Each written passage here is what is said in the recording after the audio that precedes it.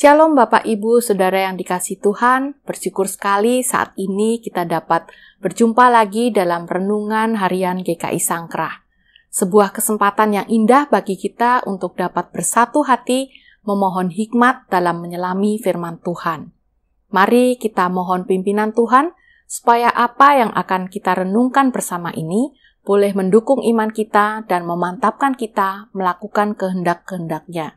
Mari kita berdoa. Tuhan Yesus, kami berterima kasih atas hari ini. Tolonglah kami untuk selalu menyadari kehadiran-Mu dalam hari-hari kami. Juga bantulah kami untuk senantiasa mengikuti tuntunan-Mu di sepanjang hari kami ini. Dalam nama Yesus kami berdoa dan mengucap syukur. Amin. Bapak Ibu Saudara terkasih, bacaan kita hari ini diambil dari Efesus 5 ayat 15 sampai 20. Saya akan bacakan dari Alkitab TB2. Efesus 5 ayat 15 sampai 20. Karena itu, perhatikanlah dengan saksama bagaimana kamu hidup. Janganlah seperti orang bebal, tetapi seperti orang bijak. Dan pergunakanlah waktu yang ada, karena hari-hari ini adalah jahat. Sebab itu janganlah bodoh, tetapi usahakanlah supaya kamu mengerti kehendak Tuhan. Janganlah mabuk oleh anggur, karena anggur menimbulkan hawa nafsu. Tetapi hendaklah kamu penuh dengan roh, dan berkata-katalah seorang kepada yang lain dalam mazmur, kidung puji-pujian, dan nyanyian rohani. Bernyanyi dan lantunkanlah pujian bagi Tuhan dengan segenap hati. Ucaplah syukur senantiasa atas segala sesuatu, dalam nama Tuhan kita, Yesus Kristus, kepada Allah dan Bapa kita. Demikianlah sabda Tuhan. Bapak, Ibu, Saudara, ketika membeli sebuah alat elektronik baru, apakah Bapak, Ibu, Saudara termasuk kelompok yang terlebih dahulu membaca manual book, atau disebut juga buku petunjuk? Atau termasuk kelompok yang langsung mencari simbol on-off, dan mencoba-coba tombol-tombol yang ada pada alat baru tersebut? Saya punya saudara yang masuk kelompok pertama. Dia akan baca dulu buku petunjuknya dengan seksama dan lama, sampai anggota keluarga yang lain tidak sabar. Tetapi saya juga punya saudara yang masuk kelompok kedua. Beli alat baru, sampai di rumah langsung dicoba-coba. Nah, suatu kali, ini kejadian sudah lama ya, dia membeli sebuah mixer baru. Dia bersihkan dan langsung dia gunakan. Baru digunakan beberapa menit, tiba-tiba keluar asap dari mixer tersebut. Cepat-cepat dia matikan dan ketika berusaha mencari penyebabnya, ia baru membaca bahwa voltasenya 110 volt. Sedangkan dia tadi menggunakan listrik 220 volt. Ya, dulu di negara kita masih banyak alat elektronik yang menggunakan voltase 110.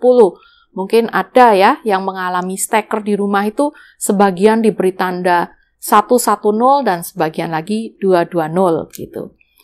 Lalu ada masa ketika alat-alat baru mulai banyak beralih ke 220 volt semuanya. Jadi dia berpikir, ini alat baru, pasti samalah, udah beralih ke 220 volt semuanya. Dan demikianlah karir mixer baru tadi berakhir. Bapak, Ibu, Saudara, mungkin saja peristiwa serupa pernah juga kita alami. Tidak saja tentang pemahaman penggunaan suatu barang, tetapi juga tentang pemahaman akan kehendak Tuhan. Perkembangan masa kini membawa kita kepada banyak kemudahan, sehingga cerita tentang firman Tuhan maupun pengalaman orang tentang Tuhan juga mudah kita nikmati di banyak versi teknologi seperti YouTube Short, TikTok, dan sebagainya. Kita bisa memilih cerita yang kita sukai saja. Kata seorang teman, kebanyakan ingin cari yang singkat, padat, sekaligus lucu atau menghibur. Sehingga seringkali kita lupa untuk berusaha dan belajar secara pribadi dalam memahami firman Tuhan. Bisa jadi kita juga berpikir, paling samalah dengan lainnya. Lalu terjadi salah mengerti, salah penerapan. Sebab jelas kehidupan, situasi, dan proses kita dengan orang lain tidak ada yang persis sama.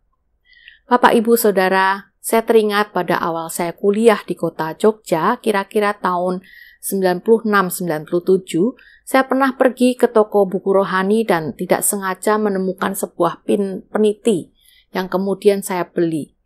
Pin itu bertuliskan Bible. Basic Instruction Before Leaving Earth. Kalau diartikan, Bible di sini maksudnya kitab atau Alkitab. Lalu Basic Instruction berarti petunjuk dasar. Before Leaving Earth, sebelum meninggalkan bumi. Petunjuk dasar sebelum meninggalkan bumi. Basic Instruction Before Leaving Earth. Tentu itu bukan sungguhan kepanjangan dari kata Bible. Tetapi saya merasa tergelitik dengan kreativitas tersebut dan berpikir, iya juga ya, kita ini tinggal sementara di bumi dan suatu saat akan meninggalkannya menuju ke tempat Bapa. Sebelum berangkat, sudah seharusnya kita memperhatikan dengan sungguh setiap petunjuk arah yang Tuhan berikan untuk menuju padanya. Jangan sampai kita sudah melewatkan hidup kita, lalu baru tahu kalau kita ternyata belum mengikuti instruksinya dengan benar atau salah arah. Di dalam Alkitab kita akan menemukan banyak petunjuk, mulai dari bagaimana kita bersikap sebagai orang tua, anak, pasangan, pekerja, atau pelayanan, mulai dari hal berbisnis, belajar mengajar, memimpin, relasi dengan orang lain, mulai kondisi kesulitan, kondisi senang, sampai soal bayar hutang ada, Bapak Ibu Saudara ya. Memahami kehendak Tuhan bukanlah satu momen yang singkat, tetapi sebuah perjalanan. Akan tetapi, bagaimana kita mau memahami kehendaknya jika petunjuk dan perintah-perintahnya saja kita tidak tahu, tidak membaca dengan seksama, atau tidak berusaha mempelajarinya? Ketika kita menghadapi situasi di mana kita bingung menentukan sikap yang diperkenankan Allah, selain berdoa, sudahkah kita juga berusaha mencari dalam buku petunjuknya? Apapun situasi kita, marilah kita melakukan seperti yang disebutkan pada Efesus ayat 17 tadi. Sebab itu janganlah bodoh, tetapi usahakanlah supaya kamu mengerti kehendak Tuhan. Dan marilah kita rajin mengusahakannya di sepanjang kehidupan kita. Mari kita berdoa.